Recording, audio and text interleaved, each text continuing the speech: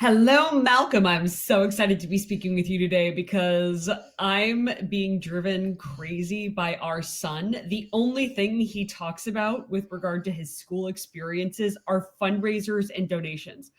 Oh, She says this, and I am absolutely serious. I have never, and I ask my kid every day, "What'd you do to school today? What'd you learn in school today? yeah. What'd you?" I'll get some vague notion, like numbers, or like maybe there was a book. If it was a fundraising event, they remember every effing detail and I'm sorry. will. He does not talk about books that they read or any educational activity. Maybe he talks about like playing around with some friends.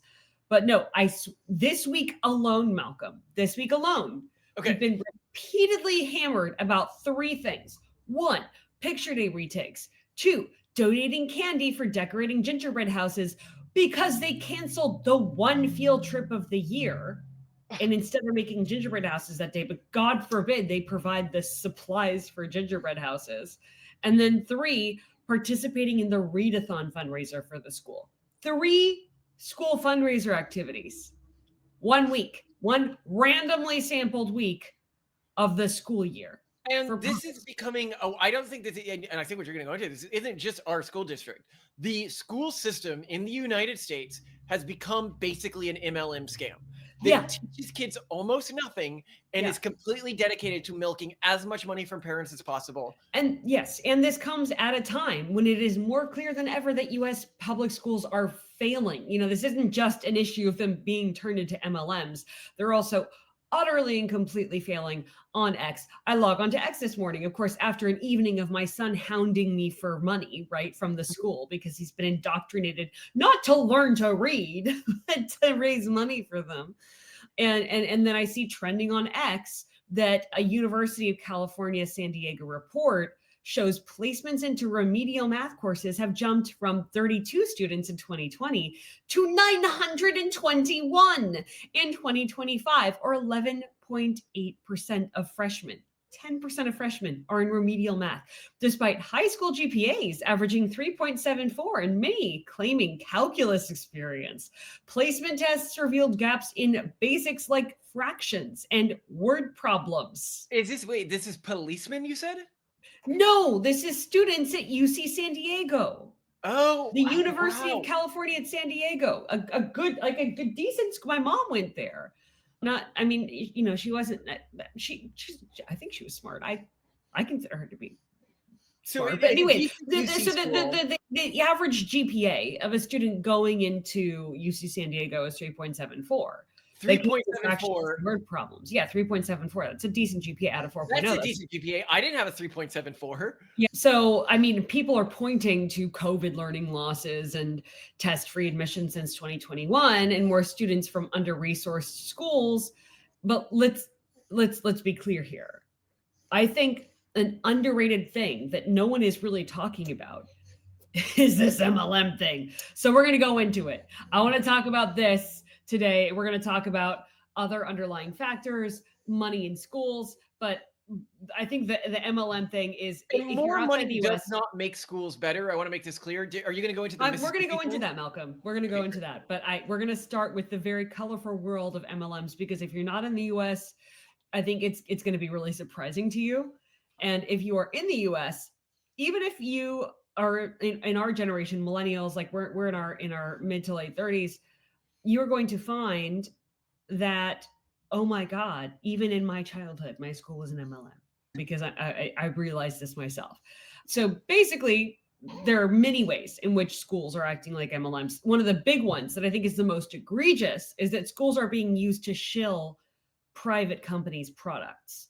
And this is in the form of fundraisers, which I don't know if you experienced, Malcolm, because I don't think you ever went to public I school. did go to public school. I went to a lot of public school. Okay, so you went to public school and then you were sent into like the prison camps and system. So like, No, you no, I went to know, public school, then private school, then prison camp. were you ever in for your public school or even for private school, like sent out to sell wrapping paper or chocolates? Yeah, I was. Yeah, and we'd also do fundraisers with families. We'd also do fundraisers for little toys. We Yeah, do. yeah. So this is a very common practice in US public schools. I did it too. I sold wrapping paper and I sold See's candies to raise money for my school. I cannot remember what it was possibly for. But there's a really great Planet Money episode. This is a podcast affiliated with the NPR that I actually quite aren't even enjoy. running these, right? It's like other companies that run them. Yeah, it's other companies. So the episode that the Planet Money did investigating these was called The Secret World Behind School Fundraisers and Turning Kids into Salespeople, which it addresses the open secret that school fundraisers are a staple of American education, which I think people just don't really think about. It talks about how students are often incentivized to sell products like popcorn or chocolate or wrapping paper with the promise of prizes, sometimes extravagant prizes, but usually way less valuable than the effort required. And the episode follows Villanova Elementary School it's in California. It's just a normal, totally middle of the road California elementary school. They show how fundraising is needed for things not covered by the official budget, like especially field trips, which kind of makes, like our son's field trip being canceled, like a very indicative What was the of field this. trip supposed to be to, and why was it canceled? Some like kind of Dutch theater. It seemed cute and wholesome and adorable, but yeah, they're not doing that anymore, so it doesn't matter. And the PTA, apparently the Parent Teachers Association, plays a really pivotal role in deciding to do these because they want like cool things for their kids and they're just not seeing it happen. So they're turning to these private companies as a fundraiser, which is really kind of lame because they're only getting really small cuts of this. So while schools receive substantial funding per student, mostly spent on salaries and basic operations, principals have limited discretionary funds. So budget rules often restrict spending. And this is why PTA raised money plays such a valuable function in this. Here's what's not mentioned in the episode, because Planet Money, being NPR affiliated, being a generally progressive podcast, does not, I guess, want to anger teachers unions, but teachers unions are really the ones that are tying school districts' money on how money can be spent, and basically insisting the money needs to be spent on teachers' pensions and teachers' unions and all these things that really restrict schools' ability to buy basic school supplies or, send the kids on field trips or do any of the fun things that a school should have discretionary spending to do. Now, the fundraising companies, they compete for PTA business, so that they will actively market to parent-teacher associations and entice members with things like dinners and super easy logistics. So they'll like take a mom out and be like, oh, like this will make so much money and the kids will have so much fun. But the typical split is about 40% to the school, 60% to the company. So you're really wasting people's time with this. Like, people should really just be donating money. And the value the value return to schools is really not great at all. And of course, the kids are mostly selling to family and friends. They're not going to door, but I used to go door to door. I don't know if you did. I remember we were encouraged to by the organizations. I always thought it seemed like an enormous waste of time. Because it is, because again, like this school is only getting, and this is in like a nicer situation, around 40%. The reasoning why, and what they're trying, like at least what these companies are telling to parent teacher associations and parents is, oh, well, like people don't want to donate to a fundraiser, but people will find it more fun to sell, like wrapping paper and popcorn, because everyone likes popcorn. Who doesn't want to buy popcorn? Does the NPR piece go over that it's a 40-60 split? Yeah. Oh, okay. They're open about that. The one thing that I criticize them for is not really talking about the role that teachers unions take in like taking all the money stuff that isn't associated with student outcomes or student benefits, that it's all just going to teacher union associations. And it's absolutely not that they're not getting enough money. American schools get more money per student than I think almost anywhere on earth. So if you combine secondary, tertiary, and primary education, we're the second highest spending nation on earth after Luxembourg. Yeah. It is that they are not spending it well. They are wasting it on the unions. Yeah, it's being wasted on really stupid stuff. So, the like sort of the where the Planet Money team leaves it is like, oh, well, this system persists because people prefer to give when there's excitement and visible reward and community involvement. Like in the episode itself, which I'll link to in my show notes, which is available for our paid Patreon and Substack subscribers. Thank you so much, you guys. They talk about Like I think they include like some audio from an assembly where they're like, yeah, like, let's go, like they make it's a total MLM thing. It's like those stupid MLM, like motivational speeches. It's insane that they're doing this in schools, wasting students' time for this. But guess what? You think, oh, so this is like, okay, that it's just pretty bad that this happens in school. But I mean, like, this is something the PTA puts together. Like maybe it happens for a portion of the year. I remember we did it twice a year in my middle school. That is not the only fundraiser that's happening at your school. Like I said, our son has come home to us with 3 asks so far this week. Okay. But hold on. It's not just that now. Now they're doing stuff like for our kids, they'll give them computers to take home on days when like school is canceled for the day. Didn't even include that. You're supposed to like learn on this home computer, except the apps, which are games for the kids to play on, require a subscription to pay. Yeah. And of course, they know the parents, the kids are just going to ask the parents, sign me up for this. Yeah, I didn't even include that. So that's another one. Here's some other examples is Walkathons and Readathons. So I had this fight with our son Octavian last night about a readathon that his school is doing. The way that these work is with a walkathon or a readathon. Basically, Walkathon and Readathons they've been held at US public schools since like the 1970s, and they got really popular starting in the 1980s. And they're meant to sort of like encourage healthy activity or like encourage kids to read, like, so drive literacy, drive physical fitness by getting kids to pledge to walk a certain distance. And then you have your friends and neighbors and family say, well, I'll give you this many dollars per mile walked or per book read. And then those dollars are funds that you donate to the school. So this in this case, at least it's directly donated to the school, but it's still the school trying to raise funds for discretionary spending again, because their money is tied up by teachers unions basically and other rules. By the way, the way I want to handle the walkathons and stuff like that with our kid, just so he doesn't have to go and walk for no money, is just on the days that the walkathon is, we won't send him to school. Well, but here's the problem with the readathon. And here's the funny thing is like, oh, this encourages physical fitness. This encourages reading activity. Okay. So Octavian last night is like, well, Mom, you have to give me money for the readathon. And I'm like, okay, fine. Like, read a book. And he's like, well, fine. And he like goes and grabs a book, one of the books that we read to them that they really like, the X for Geniuses books. And he chooses the optical physics one or optical, whatever. And he starts sounding out pages and stuff, but he starts getting really frustrated. And because, he's still like in that sanding out stuff and the phonics stuff. And it's just, he didn't feel like doing it. He didn't want to read the book. And he's like, it's a readathon. You don't have to read books for it. And I'm like, Octavian, the whole point is you have to read books.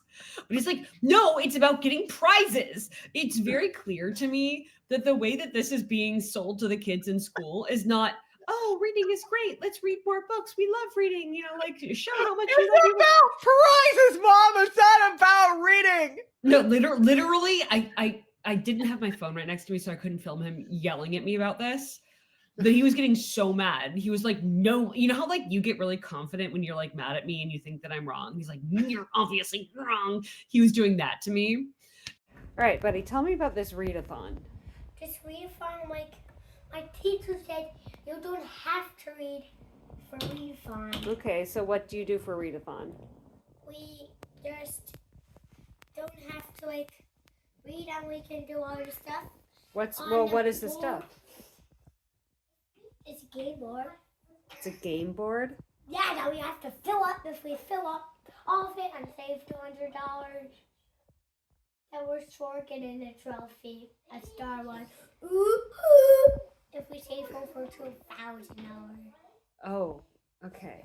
Yeah, we need to get the most donations. And why do you want the most donations? Because if we don't get that many donations, then somebody else is gonna be in first place. And how do you fill out the game map? We need to do all the stuff it says. Well, what's the stuff in a readathon? It is like a thing, I guess. You read books, right? No, you don't have to. We're just like, no, Mom, obviously it's not about reading, it's about the prizes. And I was just getting so mad. And I'm like, yeah, clearly this is not the ooh, we're just promoting literacy. Same with walkathons. So my school, story time, I don't think you knew about this, did a walkathon. So they had us do it on the naval base. It's in Alameda, the abandoned naval base. Yeah. So guess what happens? One of the kids steps on a bee's nest, but it turns out to be a really large one, and it turns out to be killer bees. We were in the news. It was great. I remember walking, and it's in the heat. It was close to summer by that point, or it was like right after summer break. I can't remember which. But it was hot. We're like walking on this old airstrip on a naval base in the Bay Area. This is like, it's like walking in circles in prison camp. This is not like a fun activity. It's like making children trudge to raise money. And then suddenly there are ambulances, people are running, and I'm just kind of confused. And yeah, just everyone's just like panicking and trying to run away from a very large swarm of bees. Fortunately, nobody died, but we did make the news. So that was everyone was very excited about the news. That was great. So yeah, this is Open the box, Joe!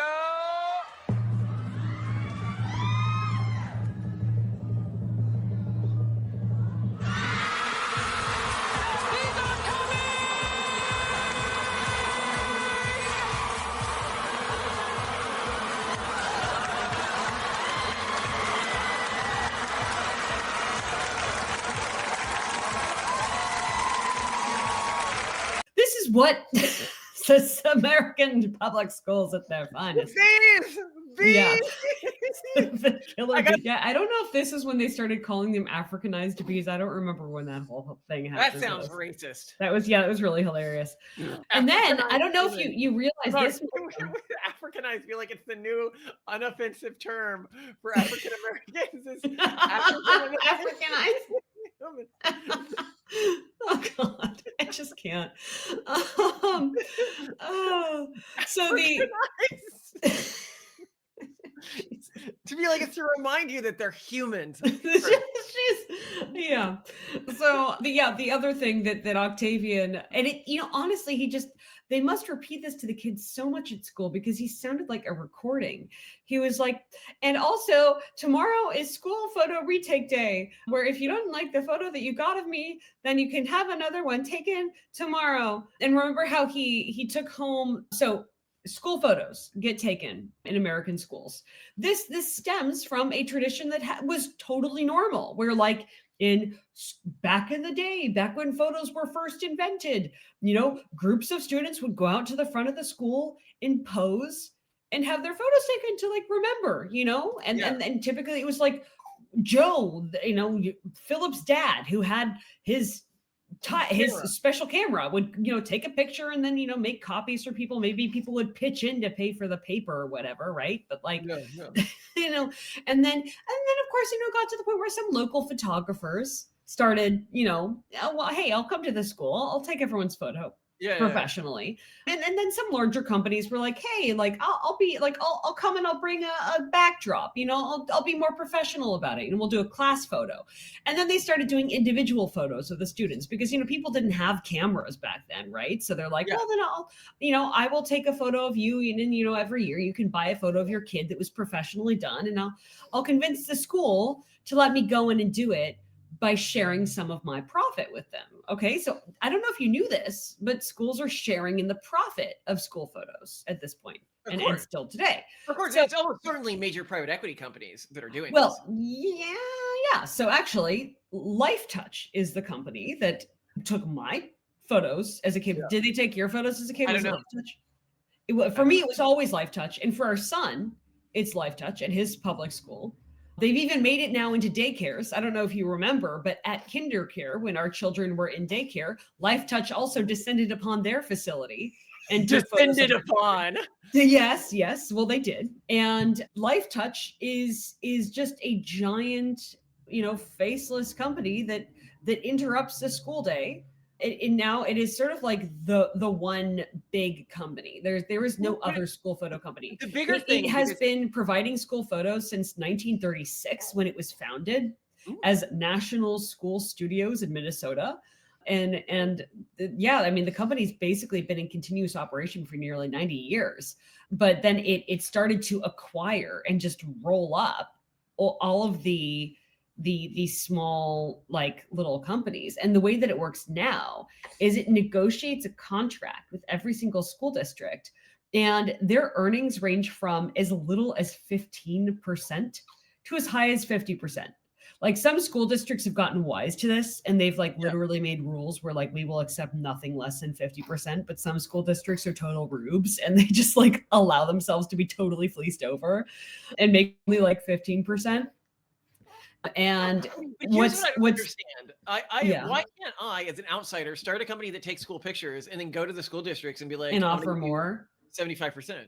Because they have these like binding contracts, I think. They're just like so used to it, but they're I just think it's just that they're people aren't so trying to do this. they're But so bad. So let me share with you, just because you might think, oh well, these are professional photos, right? Like, it's nice to have your kid professionally photographed. Let me show you the professional photos of our children that are just so great, really, really fantastic. oh my God, I'm not even going to put these on screen. They look so you bad. should. You need to put them. And my favorite is this one that they got of Torsten. He just looks absolutely like a prisoner. Like, hold up the newspaper.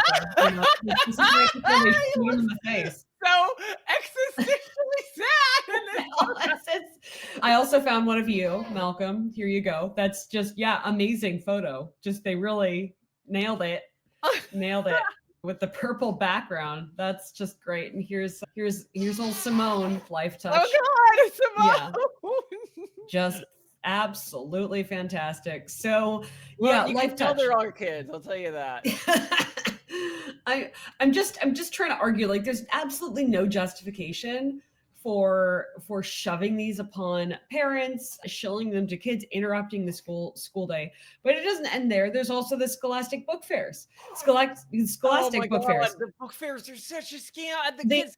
No, but hold on, Simone, before you go further with all this, something I need to emphasize to the listener here is our kids remember nothing from school. This is all we hear about. Literally nothing in school that I am aware of. I am not aware of any reading. All the reading he does, he learned from us, right? Yeah. Mm-hmm. The little bit of time we spend on it with him. With that being the case, he can remember the book fair stuff like verbatim. He can remember 5 pitches in like one day that he got over the course of that day. It is as if they are teaching the children literally nothing but the MLM pitches anymore. I mean, sales is always be closing, right? I mean, like, to a certain extent. Okay, I guess. Like, it's kind of Before we get to the book fair thing, this actually, for me specifically, what it has done is I just thought maybe it's his personality. No. Maybe he's too young. Maybe he just can't remember whatever he's doing in school. No. And now what I'm realizing is they are doing nothing of value. And so I now have this perspective, Simone, where you can tell me if you want to push back on this, but I'm really thinking maybe at the end of this year, we just pull him out. And I don't know if we should send the other kids. And the reason I'm saying this is because it is actually a lot of our time to send him to school. And if instead of waiting on the school bus every morning, I just spent 30 minutes teaching him to read, I get more education than going to the school. I'm being very serious, Simone. Like, I know you're being serious. And then other than that, we put on documentaries or something, right? Like, I can't until he gets proficient enough at reading to use Parasia.io, which is our alternate school system. Anyone who has kids of school age, there's actually already kids who are doing their education on Parasia, which is really cool. Yeah. Which I like that we're able to offer that to people. Listen, the only reason Octavian is in school is because he asked you to. I don't know if he's going to not anymore. He asked to originally. Does he still ask to? He's asked me to not go. He asked to again this year. So I also feel like he might be getting on the edge of it at this point. Simone, I think the problem with how you're asking him is you are asking him at the end of a period where he hasn't been to school in a long time and he's excited to go. You ask him. You should ask him while he's in school. Yeah, ask him tonight. Ask him tonight. Great. So anyway, Scholastic book fairs. They've been held in public schools in the United States since 1981, when Scholastic purchased the California book fairs. which was a company, and began organizing in-school book fairs nationwide. So California School Book Fairs was a company that made money by selling books directly to students and families at school-hosted events. Schools that host Scholastic book fairs generally receive, you want to guess how much they get in profit? 25%? Yeah, actually, you nailed it. Either 25% of the total sales as cash profit or 50% as Scholastic dollars, which is a form of store credit usable for educational materials you purchase from Scholastic. That are already overcharging. Yeah, because they're immensely overpriced, by the way. Yeah. So yeah, it is MLM. I don't know what else to say. Now, keep in mind the 25% cut only comes with the highest tier of compensation. You have to sell over $2,500 in books in your school to get that cut. Otherwise, you're getting a lower percentage. And I just want to be clear that while, okay, profit to schools nationwide totals approximately $2 million annually, Scholastic makes a lot more, because considering that's of the 25% at best that schools are getting. Yeah. And I bet they're also counting Scholastic dollars in this, which totally Real don't count. dollars, yeah. Totally don't count. So Scholastic Corporation, well, actually, I think it's Shutterstock owns Lifetouch now. They bought them, so we don't know how much a margin that they're making, the school photos company. Scholastic Corporation is a publicly traded company on NASDAQ under the ticker SCHL, and its gross profit margins have been very strong, with the latest 12 months figure being around 55.8%. Growth? So these guys are making a lot of money. Wait, 55.8% growth? Gross profit margins. Oh, gross profit Their margins. profit Year over margins. year growth. Yeah. So just like this is absolutely ridiculous. This is again for discretionary. Shut it down. Shut it down. Everyone's I call always like, shenanigans. Shenanigans! Shenanigans! What's all this? Officer Barbrady, I would like to reinstate my previous shenanigans. This whole carnival is a ripoff. You know, excuse me, but I agree. These rides are really stupid. Okay, let's calm down. People of South Park, do you declare shenanigans on the carnival people? Yeah! Okay, carnival people, do you accept this decree of shenanigans? What are you talking about? This whole town is screwy. Well, that settles it. Everybody grab a broom. It's shenanigans!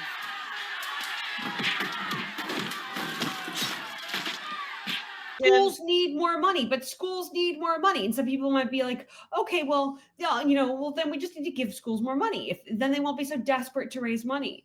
More spending does not produce better outcomes, first and foremost. And this is summarized really well by an essay that just came out from Emil Kierkegaard. I mean, at least as of recording. It came in my inbox this morning and inspired this whole episode, actually, titled Against the Economists on School Spending, in which he highlights how large randomized controlled trials on educational interventions almost always show no or negligible benefits. So he's trying to, in this essay, critique common claims that economists and educational policy circles make that increasing school spending significantly improves student outcomes, and particularly test scores. He references major studies like the Coleman Report showing that parental background and socioeconomic status matter much more than school variables for student achievement, and that school-related factors contribute only about 10% of outcomes, which, I mean, when you consider how much money actually goes to these things is ridiculous.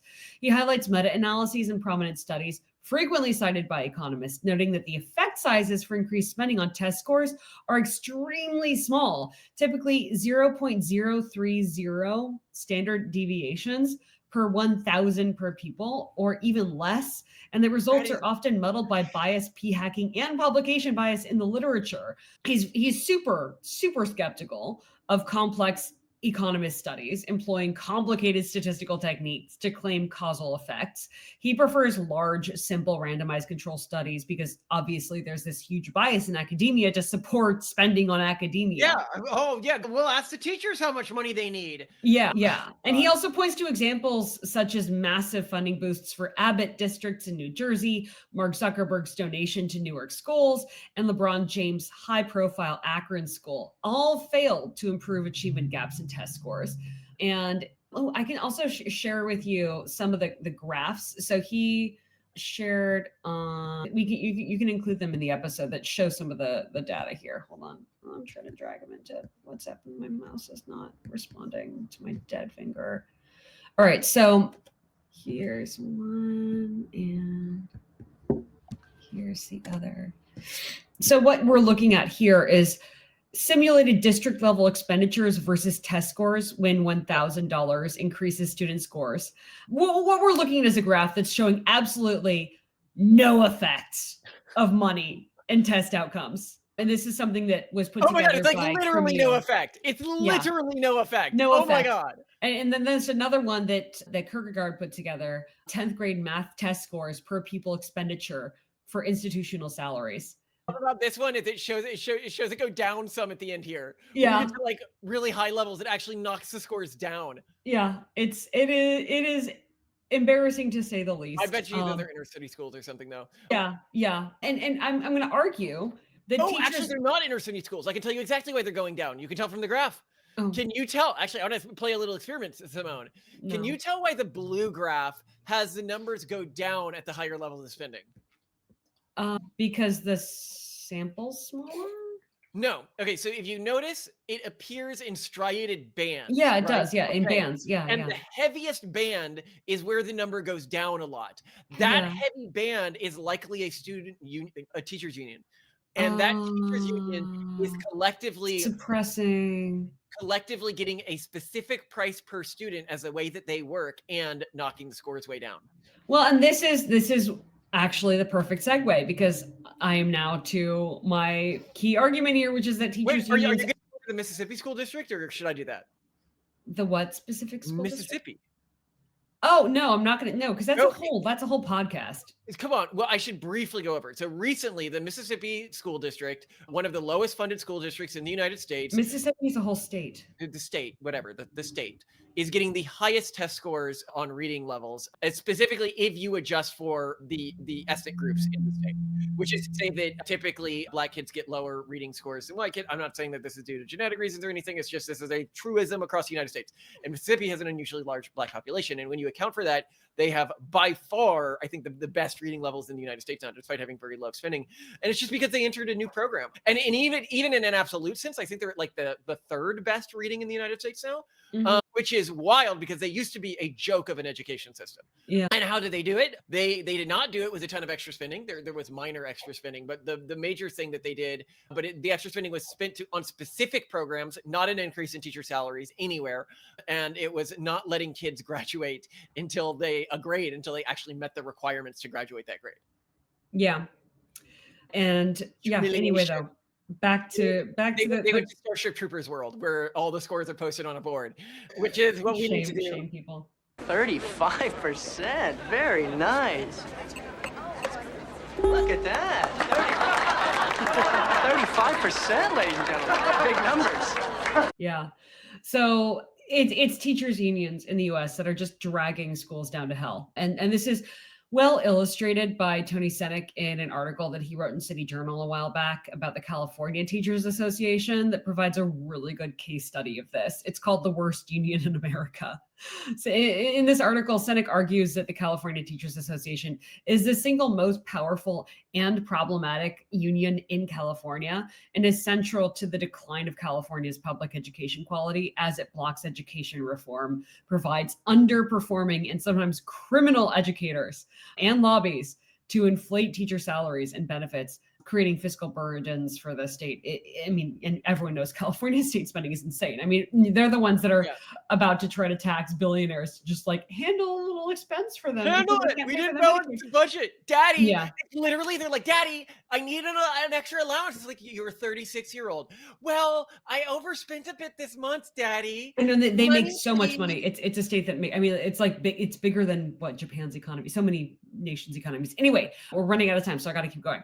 The CTA's power surged after the RADA Act in 1975, which allowed collective bargaining for teachers. And then ever since then, it has used its growing membership and financial resources, which are about $186 million in annual income, much of which is spent on politics, to oppose reforms and control local school boards. I mean, this is such a powerful organization. Notable CTA campaigns include blocking school choice initiatives and fighting measures like class size reduction, which lead to costly results without educational improvements, and resisting efforts to make teacher dismissal easier. That teacher dismissal, firing bad teachers. Firing bad teachers. Yeah. I for example, like, and this is, I went to a California school, so I was subject to this teachers union. I remember this one biology teacher I had in high school who literally on the first day of school was like, I am just waiting to get my pension. I am phoning it in. Do not bother me. Go like do your textbook, do your homework. I don't care.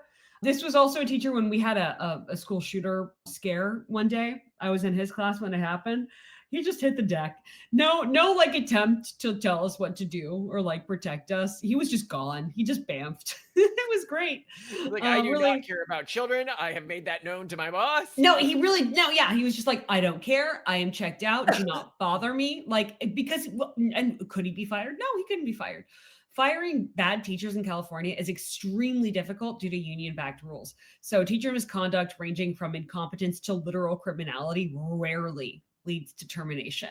The article details incidents where union used aggressive tactics to oppose vouchers, which is our key thing, and accountability measures and reforms, including intimidation, costly ad campaigns, and political influence. So I'll quote from the article here.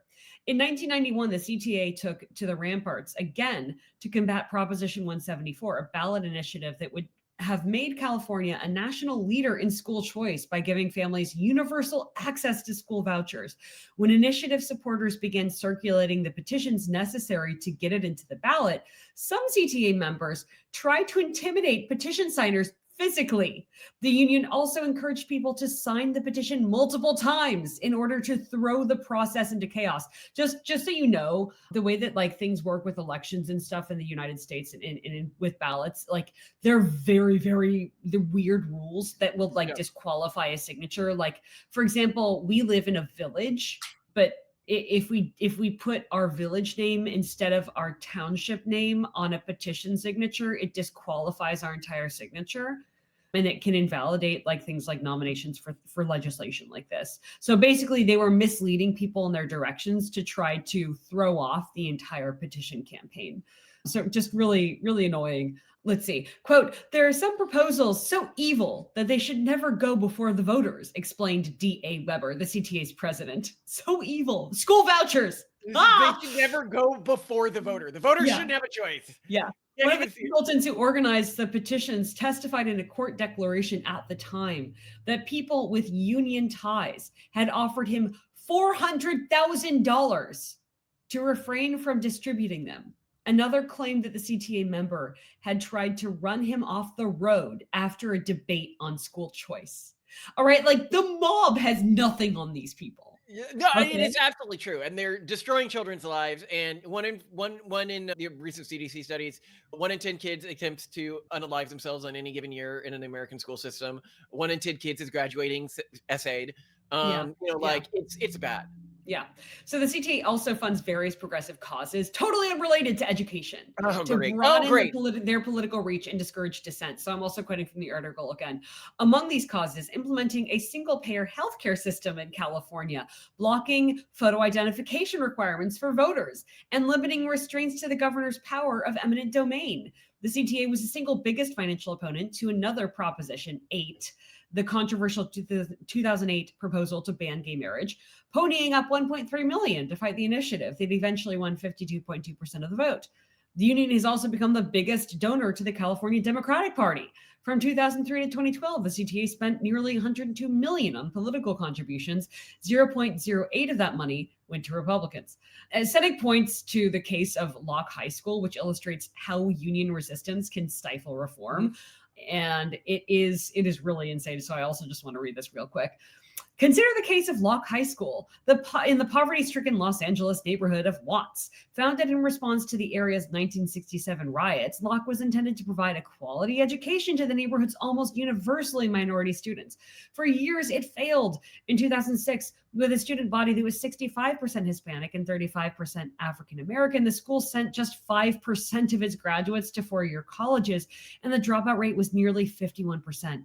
Shortly before Locke reached this nadir, the the school hired a reform-minded principal, Frank Wells, who was determined to revive the school's fortunes. Just a few days after he arrived, a school of rival gangs got into the dust-up. Wells expelled 80% of the students involved.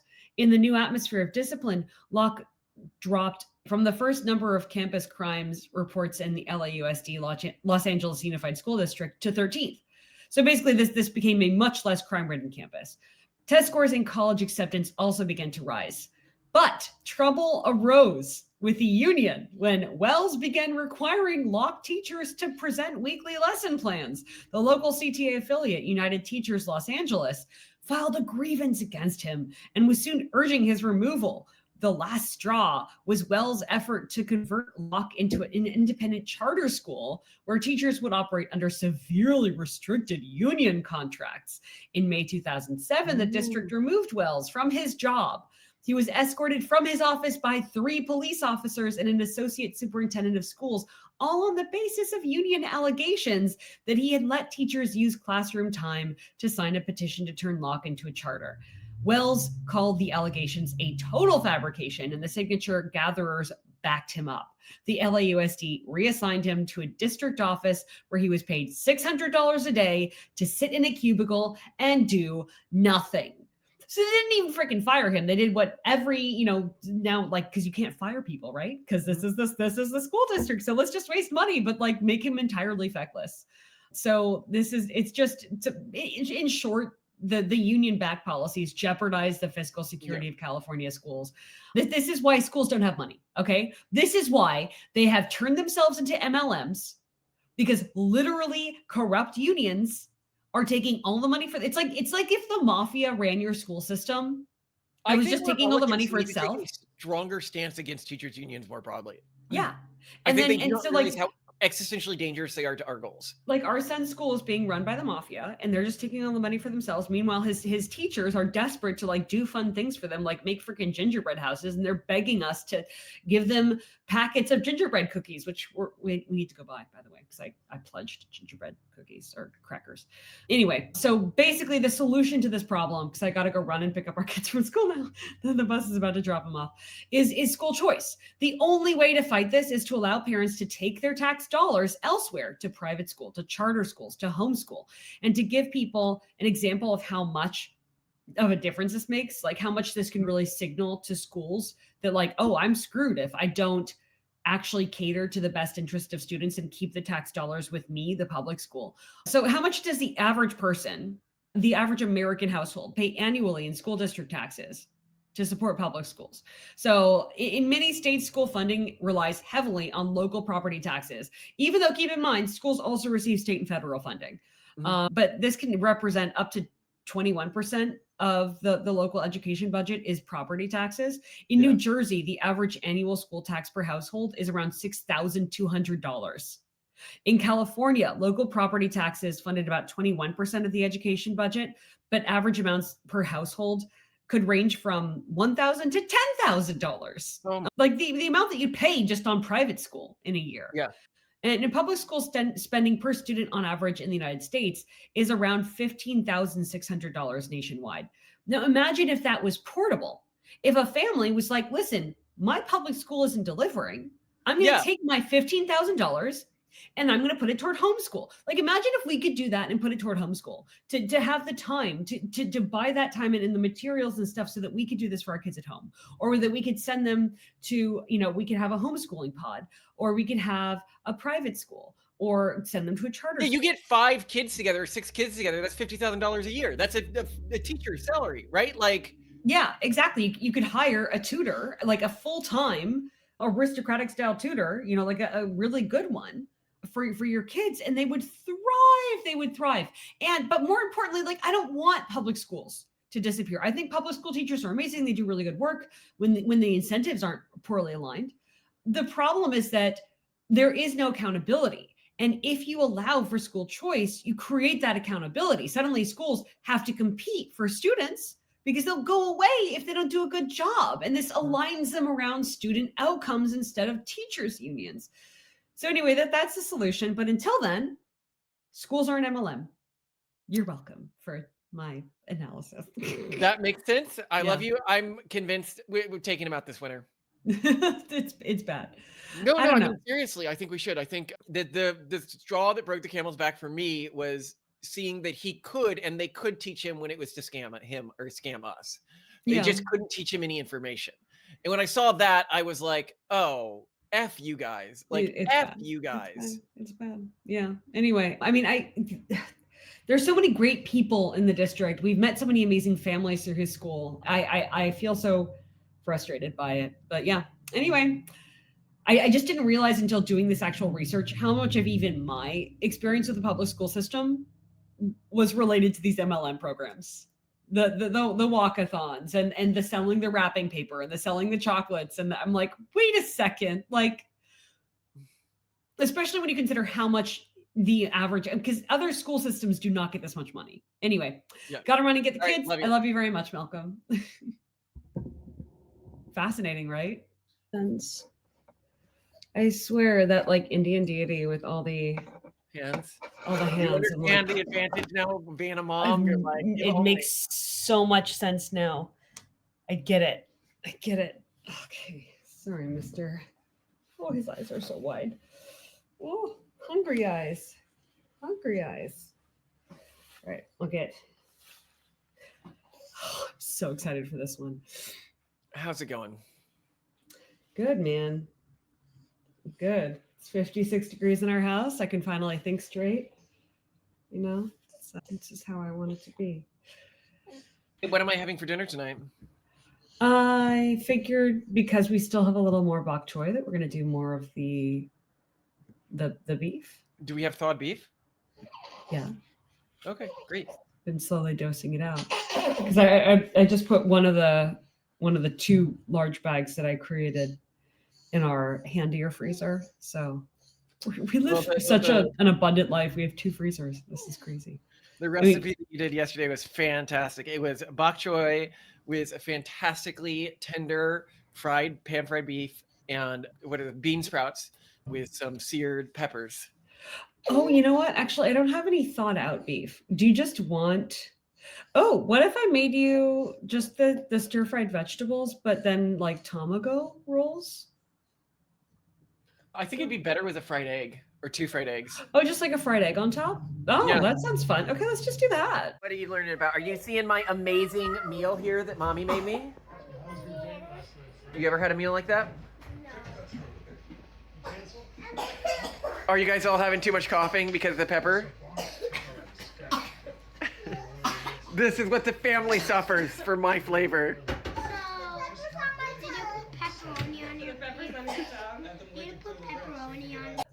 Let's just save the beef because I mean it was expensive.